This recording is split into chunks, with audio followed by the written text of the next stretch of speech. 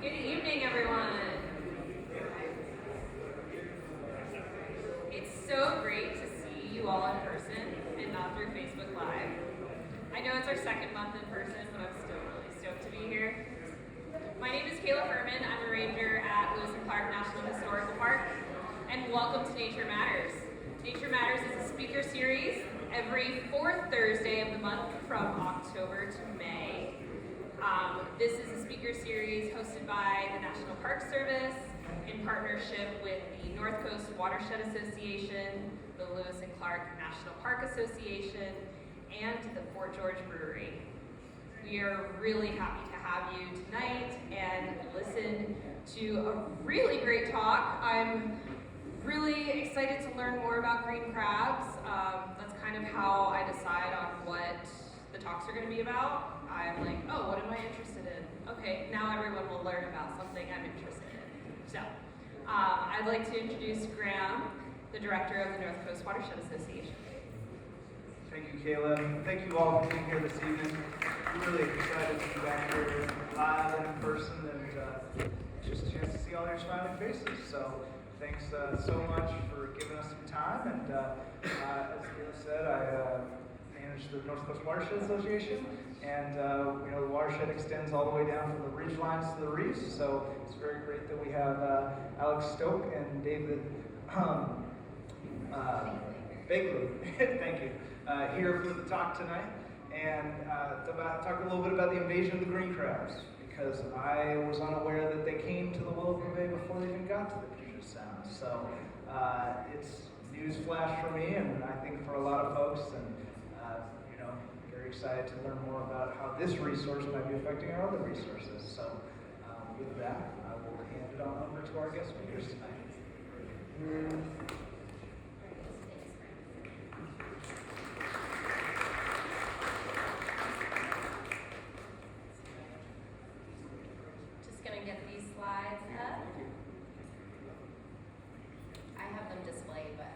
While we're figuring out the tech display real quick, I just want to say thank you so much for the invitation from the North Coast Watershed Association, from the National Park Service Association, and for Fort George Brewery for hosting us tonight.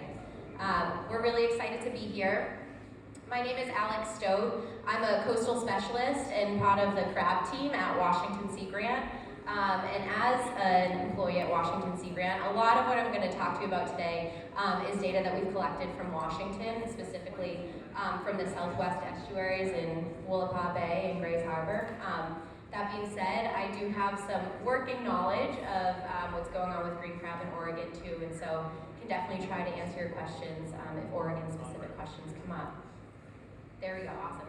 Thank you, Tristan.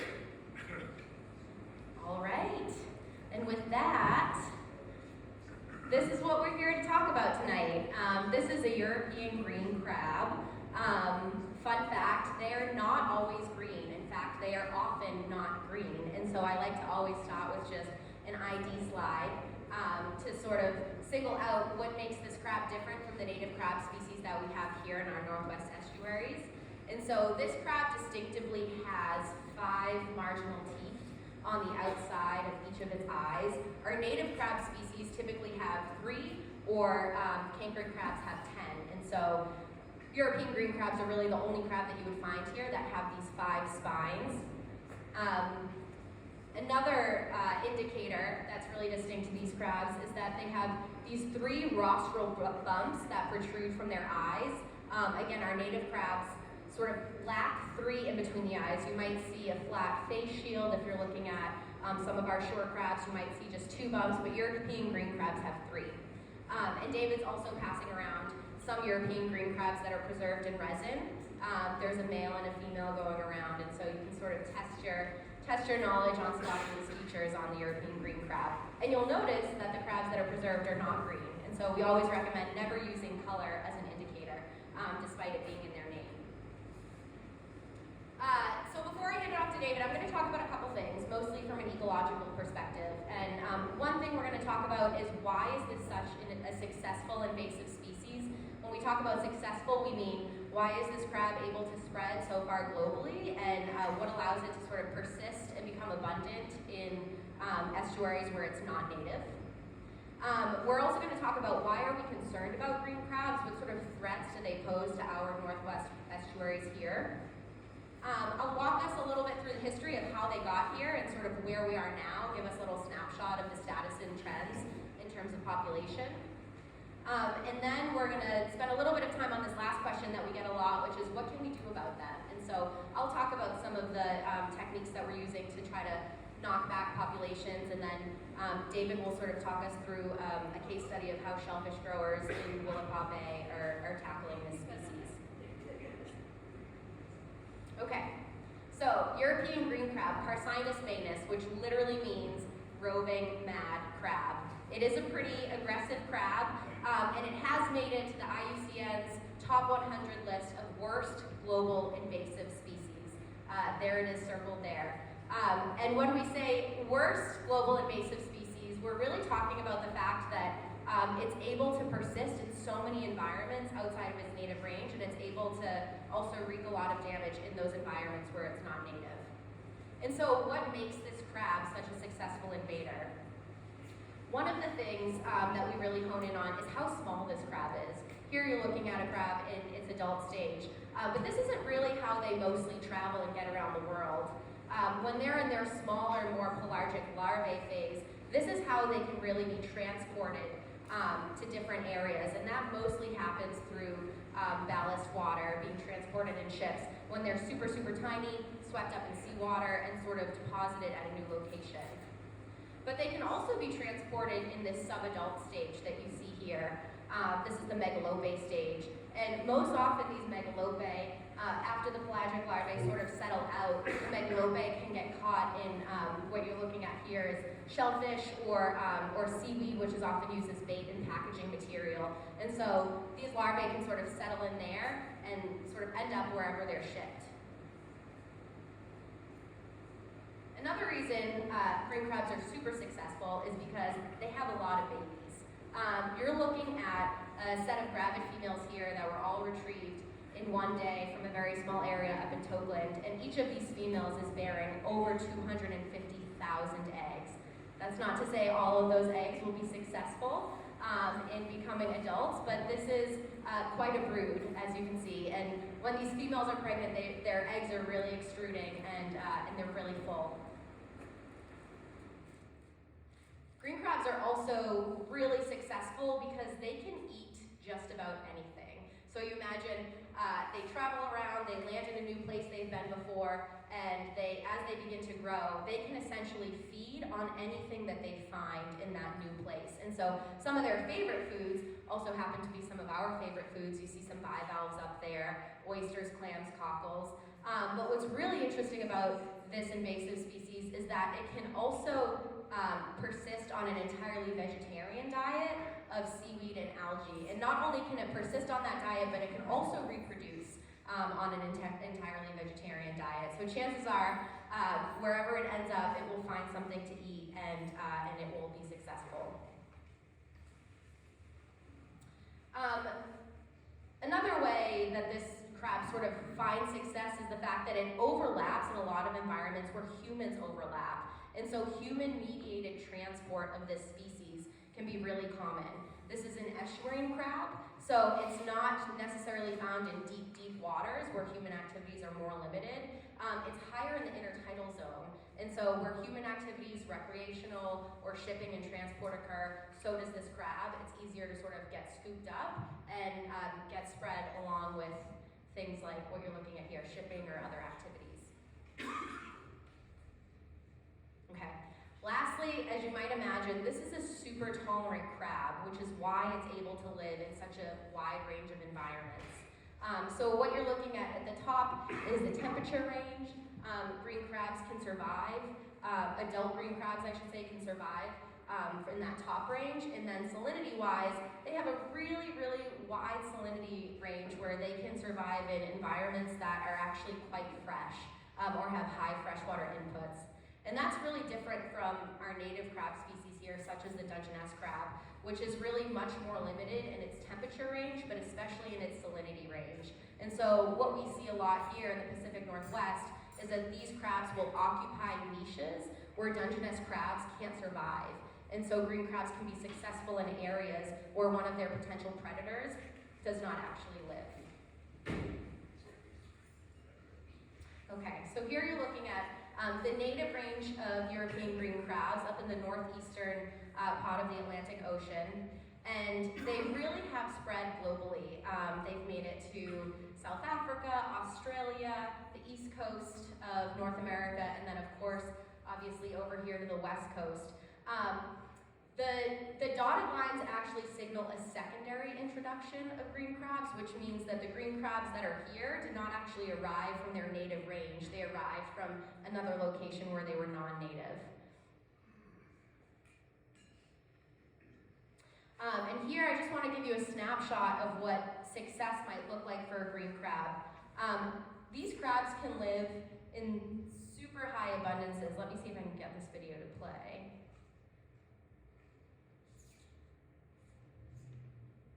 One second. No luck. Tristan, do you have any tips on how to maybe play this video? And if not, it's okay, we can skip through it.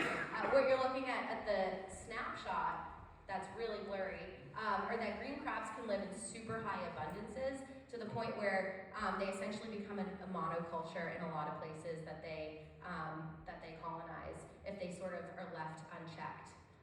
And so here, if we don't see the video, that's okay too.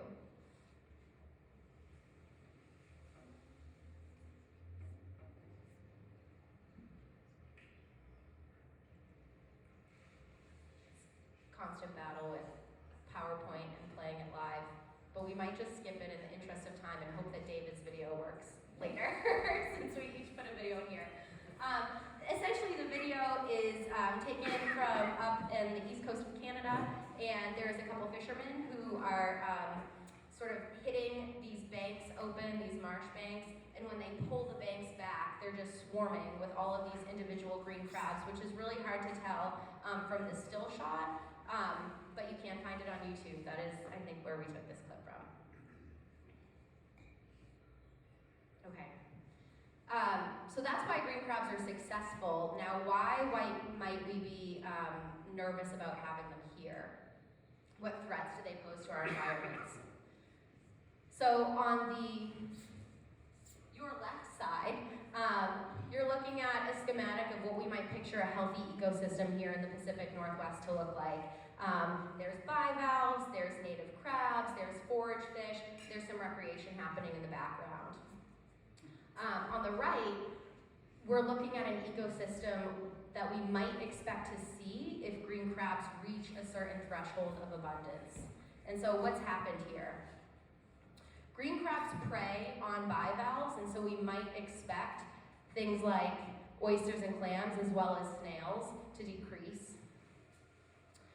They also compete with native crab species. We, in the crab biology world, often call it a crab-eat-crab world. Essentially, bigger crabs eat little crabs, and so green crabs will prey on any crabs that are smaller than them, including Dungeness crabs, and then the smaller hairy shore crabs. Larger Dungeness crabs, larger red rock crabs, typically fend for themselves against green crabs, and will often exclude green crabs from their environments just based on size, but anything smaller, the green crabs will eat.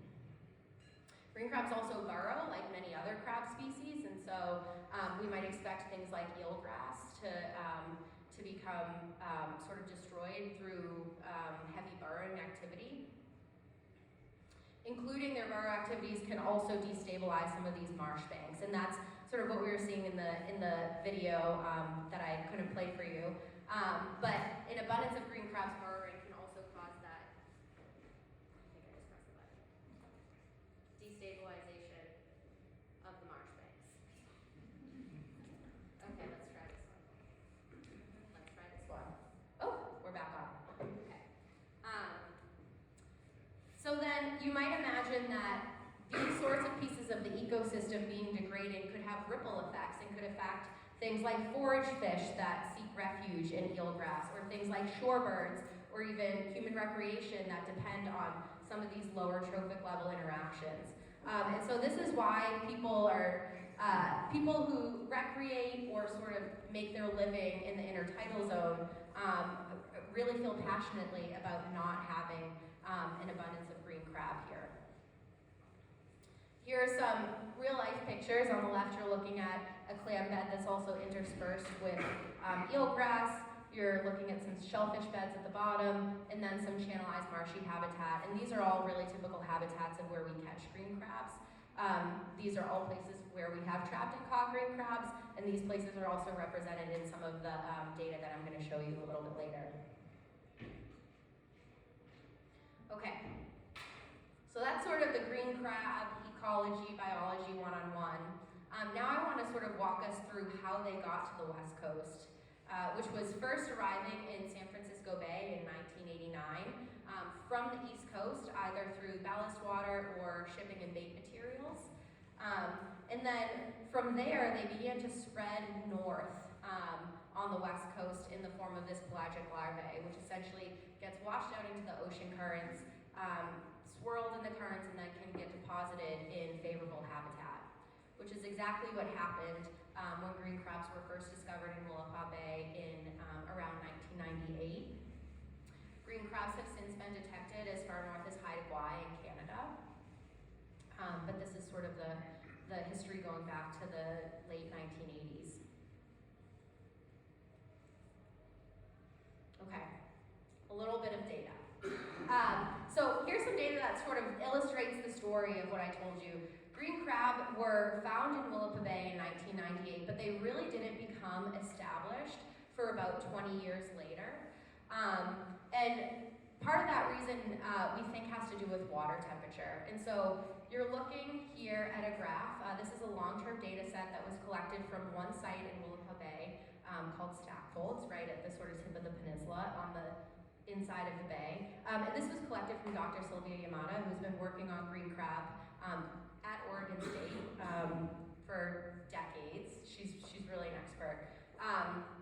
And so you sort of see all of these spikes in green crab populations in the first 20 years that they really showed up. But this is what we call a boom-bust pattern, where green crabs would sort of show up in a high abundance, and then populations would really drop, and then they would spike again, and then they would drop. And all of these sort of spikes were associated with warm El Nino currents, where warm waters from the Davidson Current in California would bring these larvae up. They were able to survive in those warmer waters. They would be deposited in Willapa Bay, and then they would persist from there. But the cooler water years in between the El Ninos would sort of knock the population back.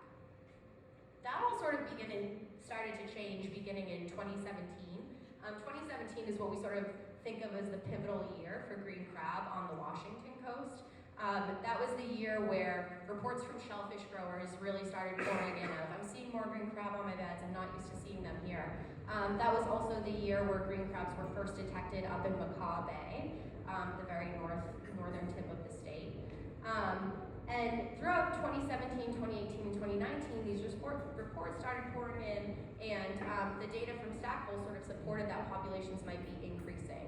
And so beginning in 2020, the Washington Department of Fish and Wildlife sort of commissioned a one-year population assessment co-led by Washington Sea Grant. And so over the last 2 years or so, we've really been sort of sampling all around the Washington coast, but really concentrating in these two estuaries to try to get a handle on where we're seeing green crabs. And I'm zooming in here on sort of the two southwest estuaries because this is where we focus most of our time, knowing that there were green crabs here, and again, trying to get a handle on what the population was like. And so the size of the circles indicates relative population abundance. Really the technical measure is how many green crabs would you catch if you set 100 traps is a way to think of it. And so 0 are all the black dots. Those are the places where we did not detect green crabs through trapping. And then some really high relative abundances, 500 or over, what you see in sort of these bigger hotspot areas. So some of the trends that we found are that in these two estuaries, really the highest densities of green crabs were located closest to the mouths of the and that populations sort of dropped the further south or the further east that you moved in these bays. It's sort of what we expected to see, knowing that green crab are washing in from the ocean currents. One of the first places they'll be deposited is closer to the mouths of the bay, and that was supported by our data. We also had a lot of concern and questions about whether or not green crabs were in the Columbia River, and so last year we did a really big, fun trapping trip along the Columbia River and found that it was just too fresh to really support green crabs. I did put Fort George Brewery in here just for a little orientation of where we all are. I thought that was the coolest thing about my slides, so I'm going to point it out.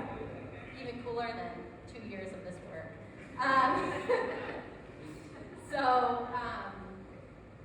Don't tell the people I work with that. So this is just a different look at that same population assessment, and this is not showing abundance, this is just showing presence, absence of green crabs. So another pattern that we sort of noticed here are that on these big open coastal areas, which you see up in Quileute and up by Ozette, and then again sort of with the fresh Columbia and the Chehalis River, places that were really, really fresh or really open and exposed to the coast did not support green crab populations, and instead the green crab populations were really concentrated mostly up in Macaw Bay and then the southwest estuaries. And I would also like to mention that up in Macaw Bay, they run their own independent trapping program for green crab, and they have been doing so since the first crab was discovered in 2017. So that's their data that they kindly share with us. Perhaps what's most concerning about this study is that there was a study that DFW had commissioned in 2000 when right after green crabs were first discovered here. They did a really similar thing, an initial population assessment for those 2 years that was focused again in these estuaries, and there were many locations where they actually did not find green crab established. And in the places where they did, trapping was really patchy. And so looking at this 20-year difference, you'll notice there were a lot fewer places where we looked that green crab turned up. A lot more places where we looked where green crab turned up. And so this really for us marked a population expansion. And the previous slide that I showed you with abundance really marked a population increase.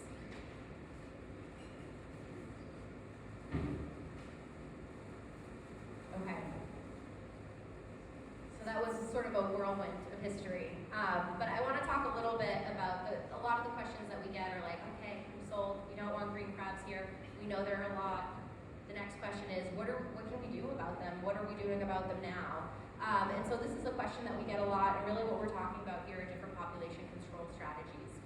There have been a few things tried, and a few things that haven't worked. So here, this is a picture of a green crab, and what you see sort of attached to its abdomen is a parasitic barnacle. This is something that attacks green crab in its native habitat, and so the sort of thought process was, well, if this works as a population control in its native habitat, could we bring it over here and sort of replicate the same thing? This barnacle works to castrate green crabs so that they can't reproduce. And so there are some studies done in the lab sort of comparing how this barnacle functioned with green crabs and with Dungeness crabs. And what the study found was that these parasites actually just work to flat out kill Dungeness crabs. And so this was something that was, for obvious reasons, immediately off the table in terms of introducing it here. Another thing people ask us a lot about are, well, what about the native predators that we have here? And the answer is yes, there are certainly things that feed on green crabs here. We get reports of gulls feeding on them, river otters, and then other crabs. We talked about crab versus crab competition. This is a massive red rock crab. I don't know if you can see the boot in the background, but this is a crab that's like about the size of your foot. As you can imagine, green crabs would not want to play with this red rock crab, and so rather than overlapping with them, green crabs will actually choose to occupy different habitats. And so while this may be a predator, there's not enough actual competition between these two crabs for this to be a viable population control strategy. People are always curious if you can eat them, and my answer is yes, they're a crab. You can definitely eat them. My follow-up is, would you want to? I know, I've heard they taste good. I love crab, so I don't want to knock it until you try it. The sort of follow-up questions that we have to that are, these are much smaller crabs than your native Dungeness, and so really how much meat are you getting out of something like this? But in Washington, it's actually not legal to eat green crabs. Here in Oregon, it is. And there's sometimes a little controversy around this as a population control strategy. A lot of our thinking a lot of the thinking that's happened sort of, or conversation in Washington has been around, once you start promoting a species to eat, there's a chance that you might create this market demand for it. And if you're really trying to extinguish or exterminate a species, is creating demand something that you really want to get into? There's always sort of that conversation going back and forth. As I mentioned, in Oregon, you can eat them. I believe the daily limit is 10 per harvest. And you can find more information about that on ODFW's website. But in Washington, really the only strategy that we are relying on right now is trapping, and trapping a lot, trapping extensively, and trapping really hot.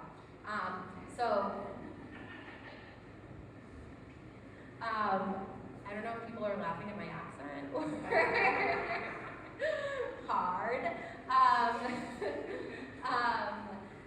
And this is a little bit about what David's going to talk about too, but we work really closely with a bunch of different groups, including shellfish growers, of course the Department of Fish and Wildlife, and some county groups as well, to essentially try to trap down the population through different forms of removal trapping.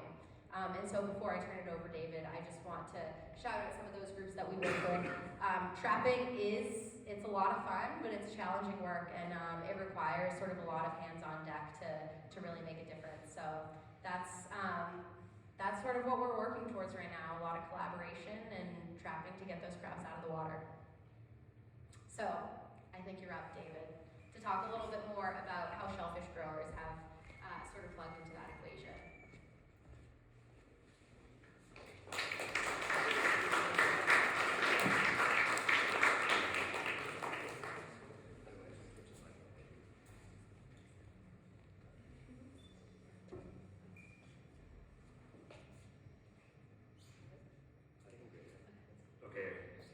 So I thank you, Alex. I appreciate you coming down here and talking about that. She had a lot of great information that I did not have available to me, and I was not aware of it. So I appreciate you coming down and explaining green crab. When Carl asked about it, I wasn't sure what I would really share, but I wanted to make sure I shared kind of a local perspective on what I had available.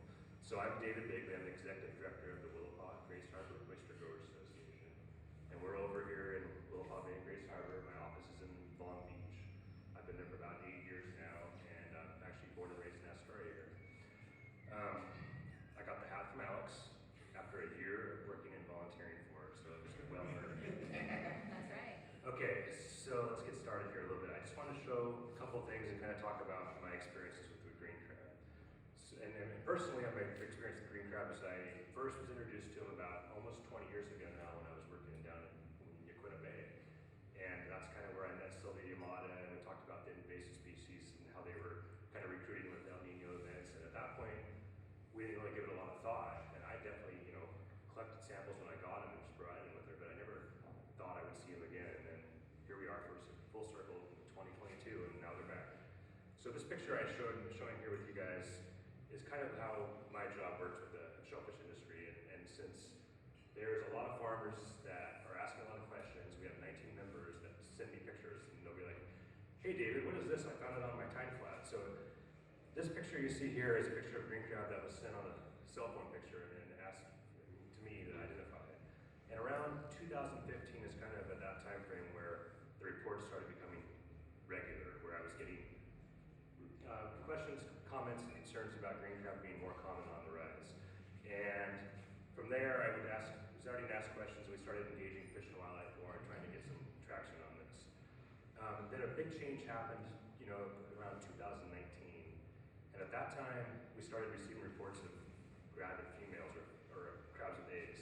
The picture on the left there is actually got eggs on it. That was a green crab that fell out of an oyster boat after oysters were harvested. And the other one is more recently taken with it. It's got some nice bright color to it. It's very obvious that it's a And then historically, the green crab were always found in certain locations, and I would say, like Alex talked about, near the mouths, tidal channels. But that started also changing too. The phone calls, emails, text messages were coming in that green crabs were being found while they're walking out to the eelgrass beds, on clam grounds, in oyster beds, down deep at different tidal elevations. And that's kind of when I started taking notice around that time that things are changing from what we've seen as reports in the past.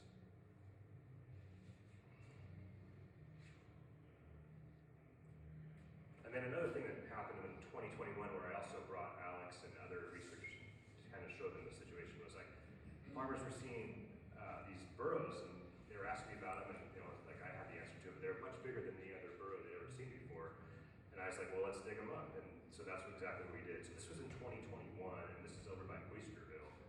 And these burrows are fairly common just in this one area. And they kind of appear in kind of key habitat areas, which is tidal channels, and then Spartina hummocks that are historic Spartina hummocks that were eventually removed back in the day, but the root masses remain, and it kind of creates this habitat where these burrowing shrimp were able to, where these green crab were able to colonize. So we went out and dug them up, and I have a video for you guys that was the best visual I had of a green crab moving around, and I thought it was good because it shows kind of how angry they are and how they move around. And hopefully there's no audio, so we don't need to hear my comments on there. But you can see where the first picture was of the burrows, and then there's two kind of like little drainages or tunnels that are going in. He's on the one that's to the right, there's another one to the left where you can see the Salicornia there.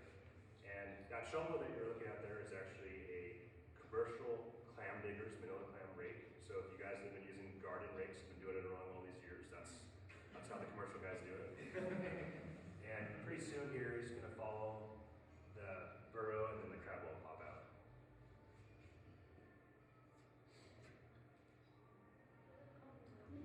And they are very aggressive and feisty. So that's an adult, and that's kind of pretty common in those burrows. We haven't seen anything other than pretty much males and adults in that area. But I thought that was interesting to kind of show what their habitat preferences are. Does one male do all that burrowing himself? What's that? Does one male cover all that space? Yeah, it seems to be. They don't seem to be cohabitating in the tunnels. It's one. They're making a big space, not just a Yeah, and it's one crab per tunnel. I haven't seen any more than that. And then it's also in that one in that location in Oysterville.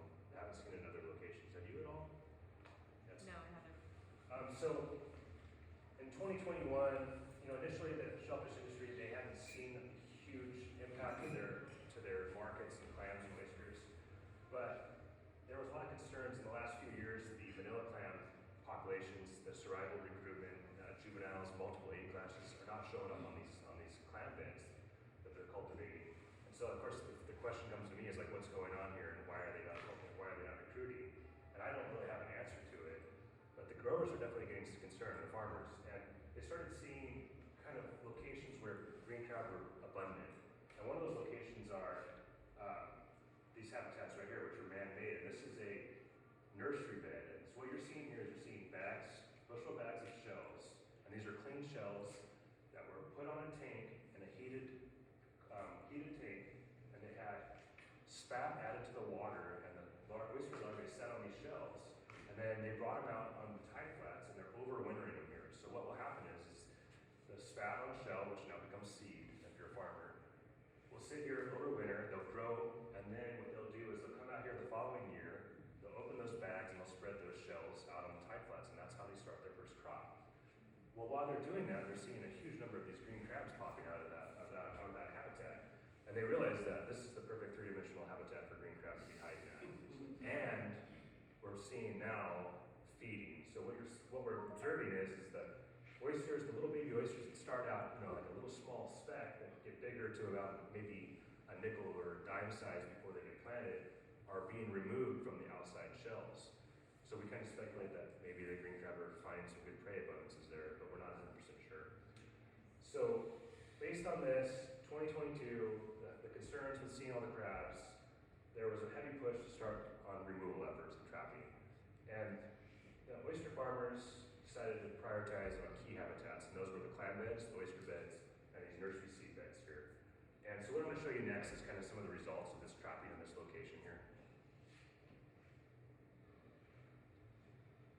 So the trapping pretty much started in February of this year on a wide scale effort. And one farmer started in February trapping next to those nursery beds that you saw. They were using these standard traps here. These are a Fukui trap that Alex showed earlier. It's kind of an industry standard research trap. And then the other one down the lower left is a Puget Sound shrimp trap that's used for the sport fishery for spot prawns. And those are the two main traps that we're using right now, and to a lesser degree minnow traps.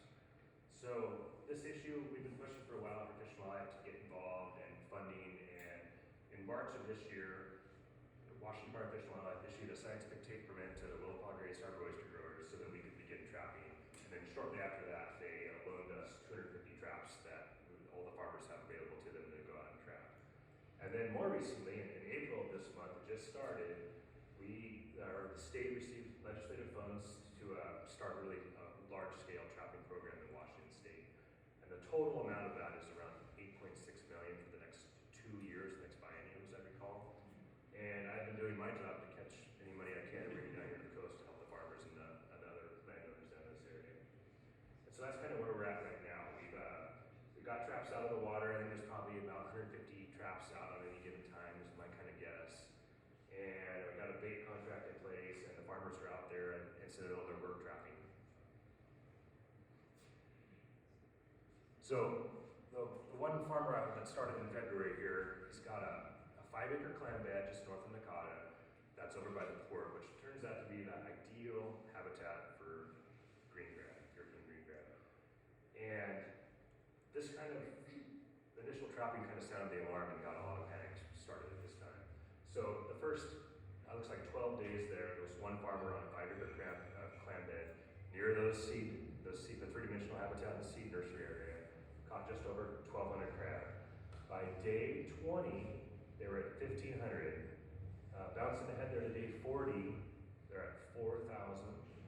Day 60, just over 6,000. And I think today would be day 74, and we're just under 7,000 crabs off of a 5-acre clam bed with 16 traps. And it seems like out of the 16 traps, about 4 of them are getting the most crab. The most crabs, the rest of them not so much. All the crabs are mainly euthanized that are trapped. And they are going, that means they're going into an igloo for a nap. Oh, okay. We have chest freezers available to where they go. That was the best way I could think of to say it. So here's kind of examples of what the halls look like. The trapping results are here over by just north of Nakata. You can see that nursery area in the background up here, clam ground right here, and then a little bit of oyster ground over in that area. On the back is the north end of Long Island. So this would look, what it looks like when you go out, like one of the guys goes out and empties traps. Like I said, they're averaging 100 crabs per day, sometimes lower, sometimes higher. They're not able to get out every day because of the weather tides and those types of issues. The other thing that's been concerning, and we're also recording, is the amount of gravid females, and it continues to rise. In that picture on the lower left, you can see, the bright colored eggs there on the females. The other thing that, as we're expanding from this location here, which is definitely a worst case scenario, as we're expanding up north end of the bay, south end of the bay, clam ground, other oyster growing areas, we're not seeing this actually, so that's good news. The other trapping areas are kind of getting, 4, 5, 6 crabs a day, kind of out of, a dozen traps or more. So other areas aren't as bad as this. This is definitely the worst case scenario and kind of an ideal spot to trap at. Oh, one thing I wanted to add that I thought might be interesting, and I talked to Alex about, that was a great idea, was, so obviously, through the Oyster Growers Association, I work closely with a lot of different agencies and Sea Grant. And one of the things I'm always looking at is trying to find projects that will help the shellfish industry. And one of the questions we don't really know about the European green crab is, well, what are the economic impacts? What are the environmental impacts? What are they doing out there? We know, we have case studies, we know what happened on the East Coast, we know what happened in other locations during the invasion, but in Willapa Bay and Grace Harbor in particular, it's really not understood. So me, running into Alex, saying, Alex, I have an idea for a green crab project, and I know where some funding might be. So what do you think about looking at something like this? So, we have this issue with farmers reporting for the last 5 years declining numbers of manila clam harvesting. Here's an example, a picture of a farmer sent me.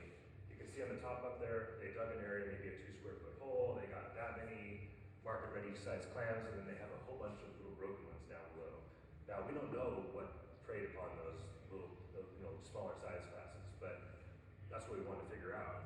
And so that was our science industry collaboration. Sea Grant put together a project doing a trapping program where we're all working together and we're trapping crabs both on and off the clam beds and keeping them, and then they're doing stomach content analysis, I think through DNA, PCR work, right?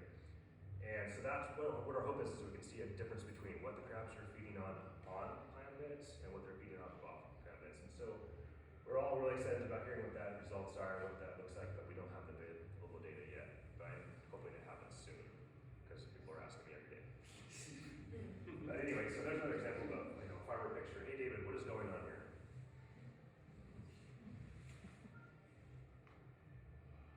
Oh, okay, so this is my last slide, and I wanted to show you guys, here's what a big day of harvesting manila clams looks like, and this is what Alex and I look like when we are social distance green crab trapping. That was in 2020. That was in 2020, so we've been doing it for 2 years. That's when I got the hat after that. I think that's all I have for you guys.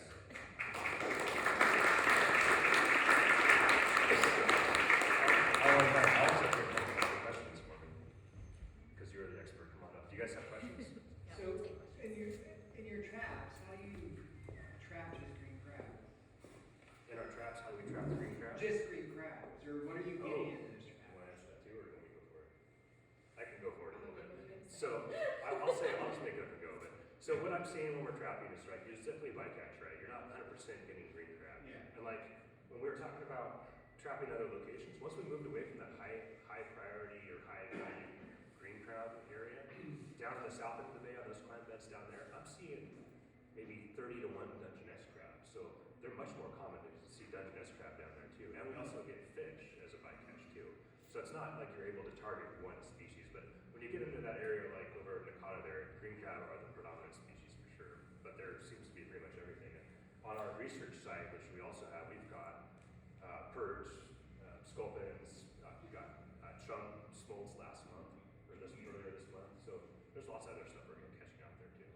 But in the heavily invested area, mostly the green crab. It seems to be mostly green crab and all around the same size. You don't see a huge different size class there. I'll just add to that real quickly that there's sort of different types of trapping that we do. This removal style trapping is really just focused on catching as many green crab as you can and removing them. In other styles of trapping that we do, like some of our research sites that David mentioned, as well as in some of our assessment trapping, we also record all of the bycatch that's in the trap. And our hope is to collect a long-term data set to try to monitor the bycatch species, A, that are associated with where green crabs are found, but B, monitoring that over time and trying to see if we can detect any impacts that green crabs might be having on the native community composition. And so those are some of our long-term goals, and we don't do that on every single trap, obviously, because sometimes we just get out there and catch as many green crabs as we can. And Yeah, we have different priorities. yeah, different types of trapping for So different that's not legal priorities. question? A couple of questions. One, just wondering if you were using consistent bait across the study, and two, if you thought about putting data loggers on the traps for salinity or temperature or pH. Yeah, great question. So bait is consistent across all types of our research trapping and assessment style trapping. In removal trapping, it is not as consistent. So we always use mackerel as our bait if we're doing trapping any of our research sites where we are collecting that more extensive data. There are also some sites where we have deployed temperature loggers, and we'll deploy them for the full season and then pull those and download the data. There's a couple sites where DFW has taken salinity readings, but I'm not entirely sure on the full picture of their salinity. And I can add a little bit more to the bait as we're learning as we go. So on our end, with the removal efforts, it's pretty much, the minimum amount of finance as possible. So we're trying to get bait wherever we can get it.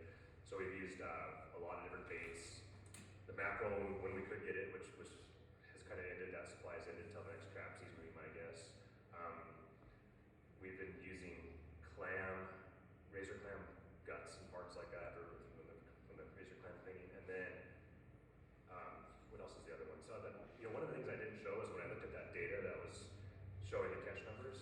actually started getting fine details and looked into it closely.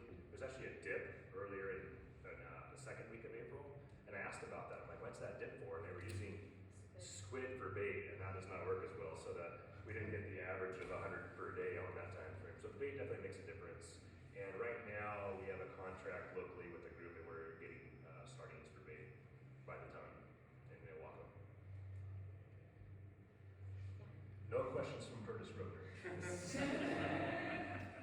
You know, the invasive species life cycle is so interesting, and try to consider like where could you do something to try to stop them. And so there's a couple aspects here that are important. Like, what's the life cycle of the adults, and what's the larval life? Like, what's the development phase of larvae? So it seems like most of what's coming into these estuaries is from the ocean. They're being dispersed actually out in the ocean, coming back in. So they're pulse recruitment. And then the survivors live for a certain amount of time, and but they can die out. And so you're seeing a bunch of larvae with females in there, but that doesn't mean they're in any way like reproducing in the estuary. They're probably all those larvae either get flushed out or die.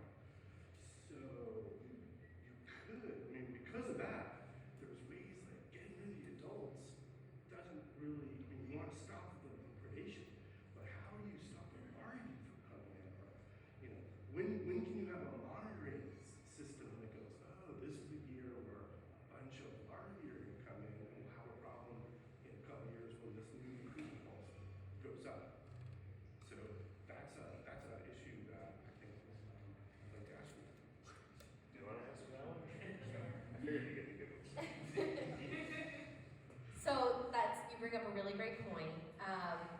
I have a slide that maybe I'll put up if we have time after, just about the sort of oceanography of Willapa Bay, for example, and how the retention time of water at the southern end of the bay is actually much longer than, say, the residence time near the mouth. And so one sort of thought we have is that reproducing females in the southern end of the bay may be disproportionately contributing to the population that's retained within Willapa. So that was one thought that came to mind. Your question about the monitoring larvae, so that's actually challenging because of how small they are. It's much easier to detect our native crabs like Dungeness and red rock crab in sort of plankton toes and looking at water samples. It's actually really hard to detect green crab larvae. And so more so than looking at larvae, what some researchers are starting to look at is an eDNA signature, and how might we be able to actually detect the signature of green crabs in the water, and how accurate is our detection based on our eDNA model. And so that's a research question that research project that CFRAN is involved in right now. And I think, was there another question in there, or was it just the monitoring larvae? Okay. Yeah, thanks. That was so cool. And, I think the eDNA is definitely a great way to go, but it's still not helping the larvae. But light traps actually do catch larvae, and we have the light traps in Willapa and Grace Harbor, and caught all sorts of larval forms coming in from the ocean. My understanding is that light traps specifically are not very great for detecting green crab larvae, and that's something you can take up with Dr. Sean McDonald. I can go on video saying that. I'm sure you bump elbows with him sometimes. He's a researcher. He's part of our crab team. He's a researcher at the University of Washington, and he's also involved in the Pacific Crab Research Group, PCRG, that utilizes light traps. And so he is sort of the connector between our crab team and that crab team. And it sounds like light traps are just not the correct vector for green crabs because of how small the larvae are. There's a question here first, I think. Earl in blue. Yeah, this may not apply to green crab, but it certainly applies to other invasive species. Why haven't we legislation that mandatorily tells shipping companies they have to dump their water in mid-ocean? And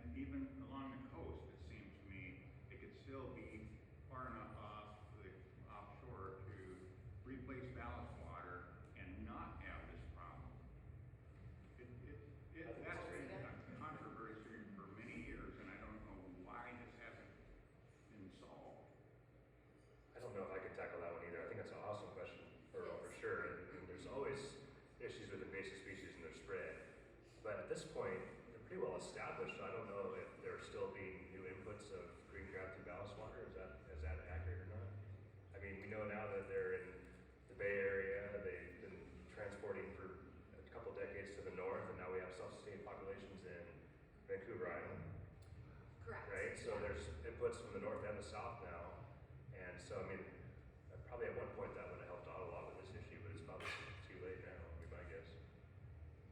You got a better answer. I would add, I think we actually do still care about it, and that's because of genetics. So, without going into too much detail, green crabs that have multiple strains of genes can be more resilient than green crabs that really come from just one population source.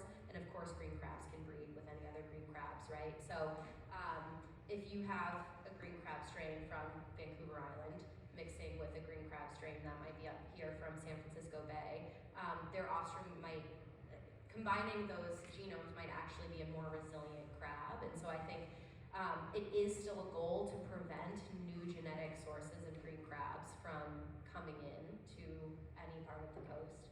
And I do think, I don't want to speculate, but I do think that a ballast water program is something that DFW runs, and I honestly don't know too much about it, but I do think that they do know about it, Will. Well, I'm getting a thumbs up from I know there is a program up in Washington.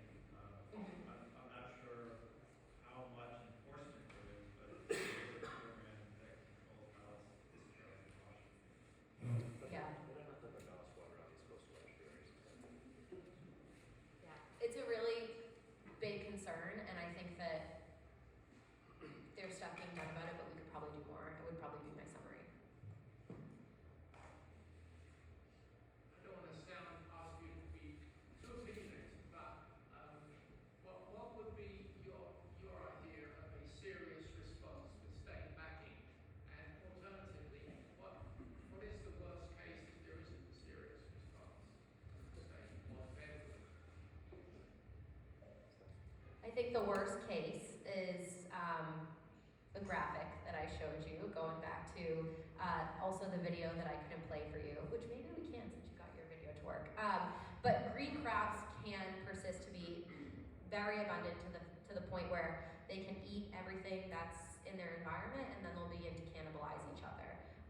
And so they really can reach that sort of monoculture threshold of abundance, and that's what we want to avoid. We'll see if David has any luck playing this video, but if not, you know, my the optimism that I have is we see green crabs increasing here for sure, and yet they are still not at the levels in which they exist on the east coast of the US and Canada. And so in those places are really where you saw the collapse of the soft shell clam industry in Maine. And green crabs have been on that coast for 200 years. And so it's, I think, you know, you look at a graph like what David showed, and it's easy to be like, wow, we have a crap ton of green crabs here. But taking a step back and putting it into perspective, we have still not reached the level where we're at sort of runaway saturation of abundance. And so that's what gives me hope, and really the sustained removal efforts, trapping and removing as many green crabs as we can, is the goal that we're working towards. David might have another opinion. Well, on my end of it, looking at it through the industry eyes, is that right now we're seeing declines in manila clams and harvests on these beds that have traditionally produced on a 3-year harvest rotation. And we're seeing these 20,000 pound a year declines on some of these heavy producing beds. Now I don't want to say that we can blame it on green crab or anything like that, but there's definitely something happening that there's a decline. And if you look at the green crab introductions on the East Coast and the effects they've had on the soft shell clam commercial industry there's a huge reason for oyster farmers and clam farmers to be concerned on the West Coast. So, that's kind of where I'm coming from. It's just So is there a direct relationship between the reproduction and the soft shell on the East Coast and the introduction? Yeah, I mean, we know when it's... They've even got a bounty program over there for those guys to remove them from there. And from what I've been told, it's decimated the soft shell clam industry there. Well, we know there's a green crab. But we know it's the green crab there. We don't know what's going on here. It's been chalked up to that for sure. Yeah. And there's also if you look at some of the research they've shown in the past, there's a couple pictures on the computer where they'll show an area on the East Coast before green crab, and you'll see the lush seagrass meadows, and then they'll show after introduction, and it's just barren. There's lots of these examples like that. Kind of scary stuff. So, they're from Europe, from Northern Europe. And so they've been there forever. I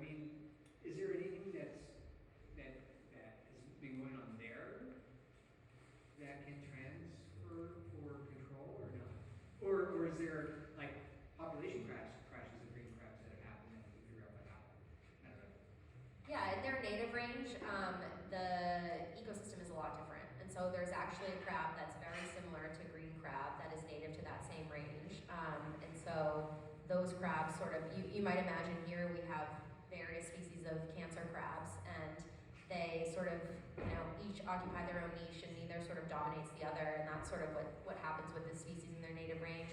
But they also have more natural predators as well as diseases and parasites that don't exist here outside their native range. So there are just these natural population checks that don't exist as options for us here.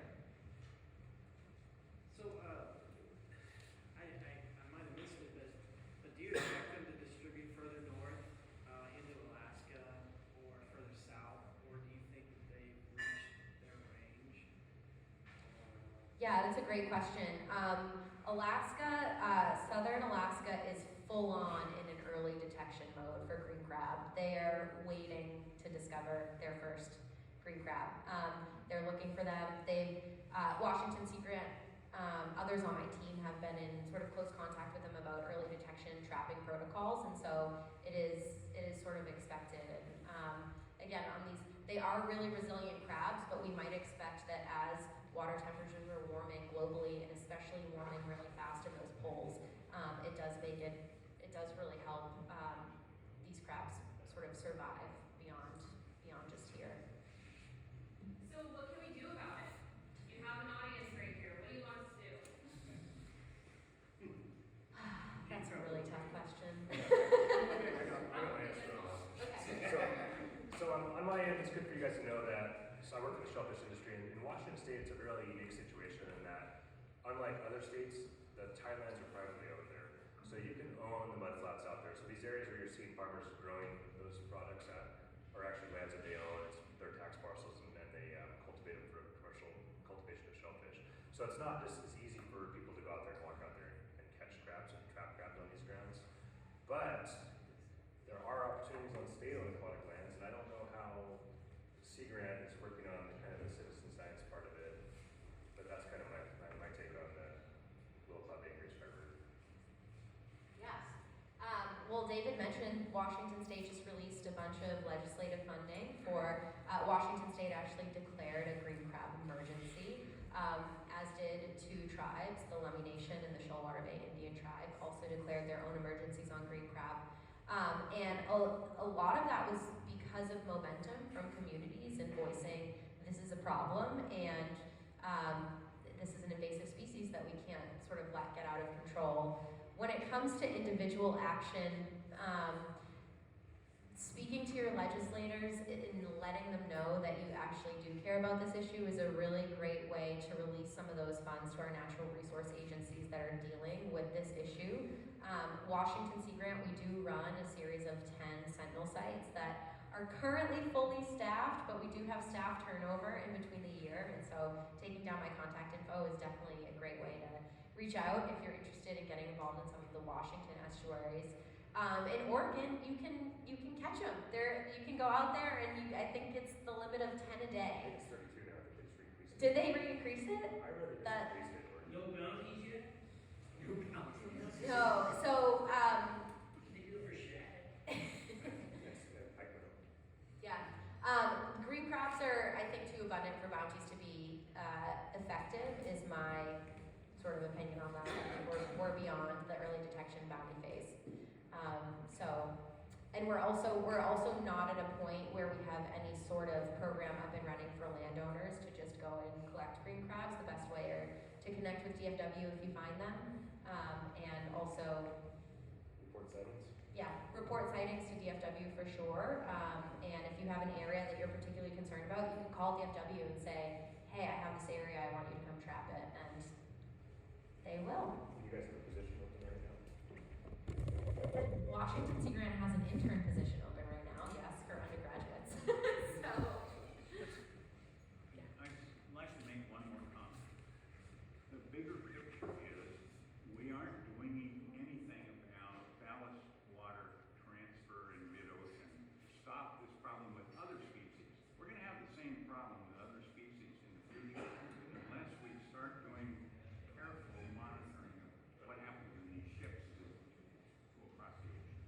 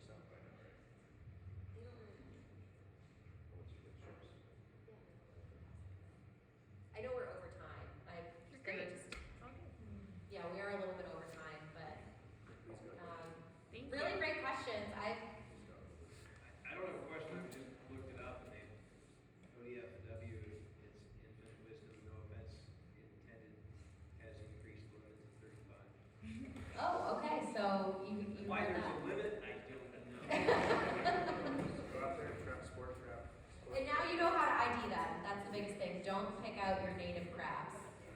Thank you so much.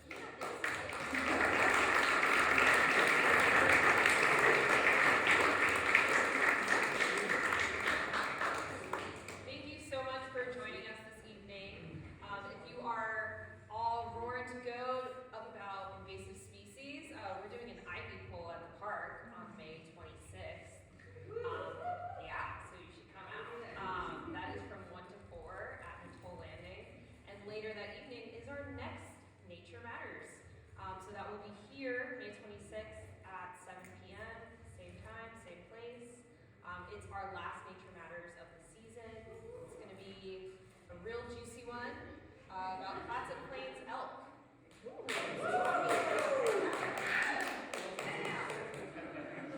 Graham, do you have any announcements for folks? Just if you haven't already.